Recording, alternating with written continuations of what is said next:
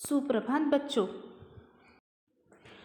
आज हम हिंदी विषय में पाठ 11वां 12वां सपूत पढ़ने वाले हैं।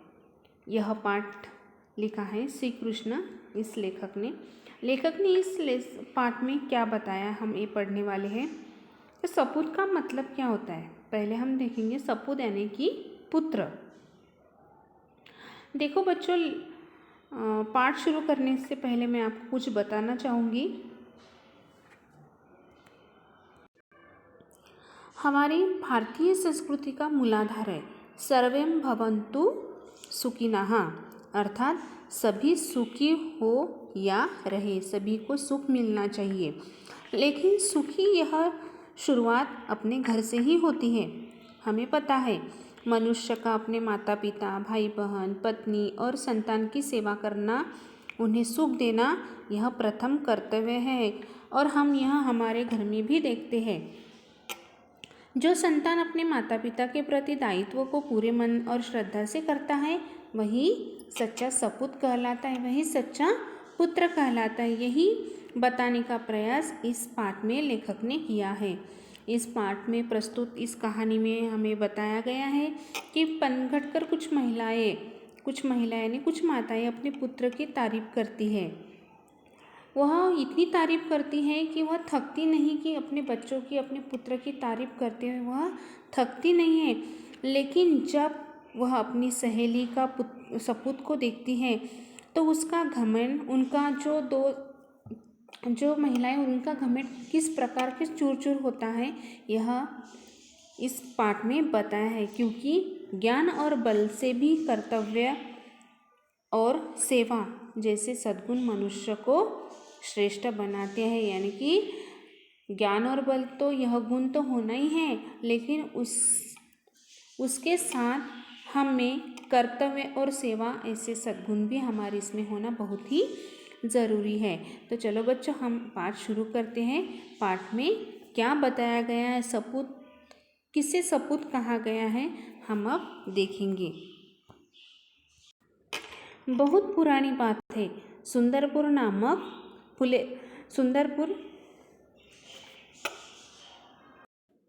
बहुत पुरानी बात है।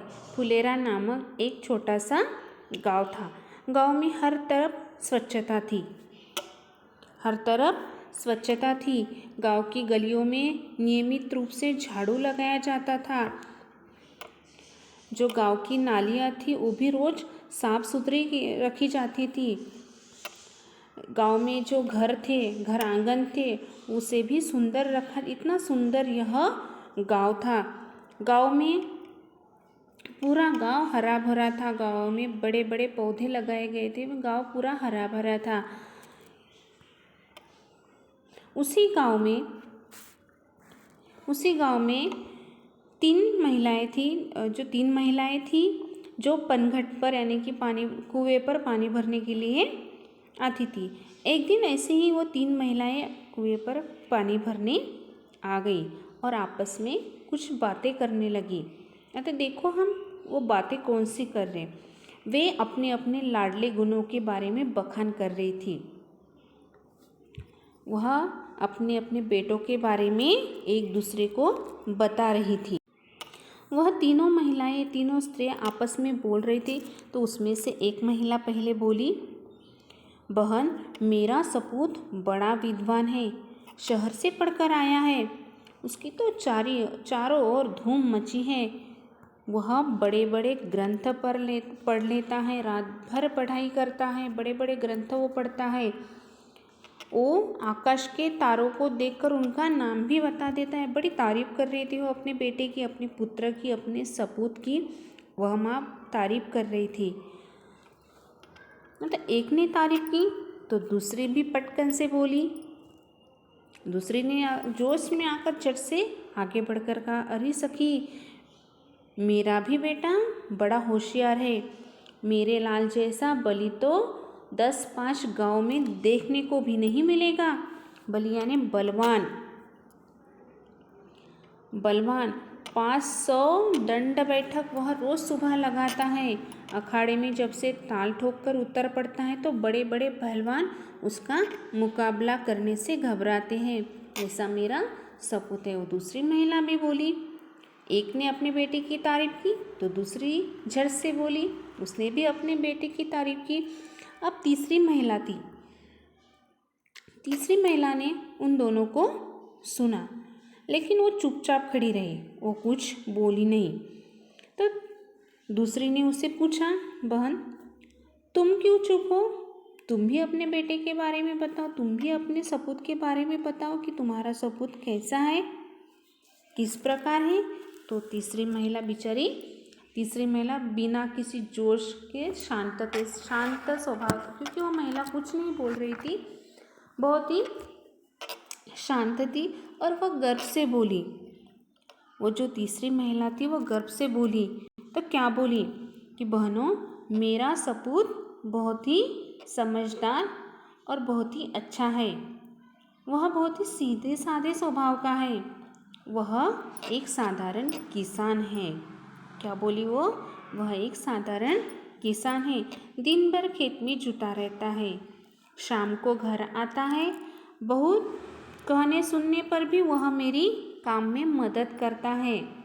मुझे मेरे घर साफ सुथरा रखता है, झाड़ू लगाता है, मुझे पानी भरने के लिए मदद करता है।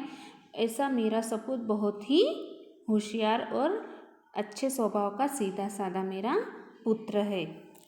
जो तीनों अपने अपने पुत्र के बारे में वो तीनों महिला बोलती रही। ऐसे ही बातें करते करते उन्होंने अपने जो मटके थे वो सिर पर रखे और ऐसे बातें करते करते वो अपने घर की ओर चल पड़ी। तो देखो घर की ओर चल पड़ने के बाद क्या हुआ। वो तीनों स्त्री अपनी घर की ओर घर पर सिराड़ा रखकर चल पड़ी। तभी बीच में पहली स्त्री का पुत्र आया। वह दिखाई पड़ा।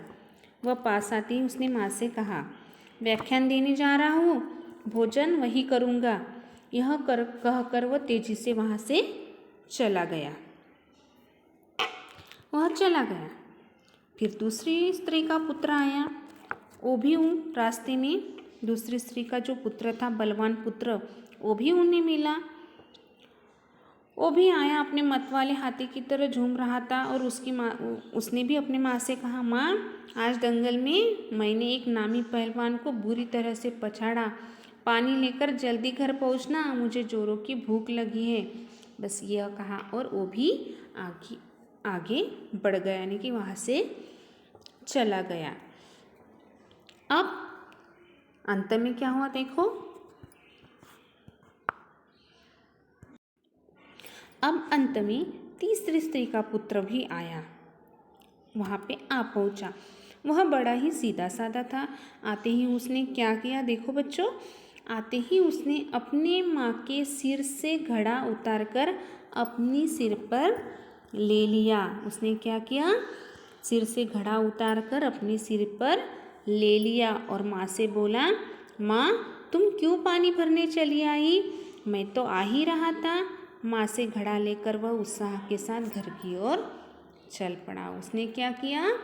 अपनी माँ के सिर पर जो घड़ा था वह तुरंत अपने सिर पर ले लिया और अपनी ओर घर की ओर चल पड़ा। हमने तीनों पुत्रों के बारे में इस पाठ में पढ़ा। पहला पुत्र किस प्रकार था, दूसरा पुत्र किस प्रकार था, तीसरा। इन तीनों में आपको समझ में आया होगा कि असली सपूत कौन है और क्यों है। यह देखकर अन्य दोनों स्त्रियों का सिर संकोच से झुक गया। उन्हें बोध ही हो गया था कि कर्तव्य और सेवा के बिना ज्ञान एवं बल अधूरे हैं। वे समझ गई कि सपूत तो तीसरी स्त्री का ही बेटा है। क्यों है? उसमें ज्ञान और बल तो था, लेकिन उसमें संस्कारी गुण था। कौन सा गुण था? कर्तव्य और सेवा, जो बहुत ही ज़रूरी है। और हमें भी अपने घर में हमारी माँ, कोई भी बड़ा व्यक्ति, जो हमारा कर्तव्य है जो हमें कर्तव्य करना पड़ेगा वह हमें करना चाहिए। ज्ञान तो हमें लेना ही है, शिक्षा तो हमें लेनी है, लेकिन उसके साथ हमें हमारा क्या कर्तव्य है ये भी हमें सोचना है और वो हमें पूरा करना है। इस तरह से जो तीसरी स्त्री का पुत्र था वही असली सपूत था, क्योंकि उसने क्या किया, अपने कर्तव्य को सही समय पर दिखाया। जो अपना कर्तव्य था, एक माँ पानी भर रही थी, उसके सिर पे से तुरंत ही उसने घड़ा अपने सिर पर, उसका कर्तव्य था। माँ दिन भर काम करती है, उसकी थोड़ी मदद भी हमें करना चाहिए, यह भी हमारा एक कर्तव्य ही है। और कौन सा सपूत था फिर? जो तीसरी स्त्री का पुत्र था वही असली सपूत था। मुझे लगता है आप लोगों को पाठ समझ में आया होगा।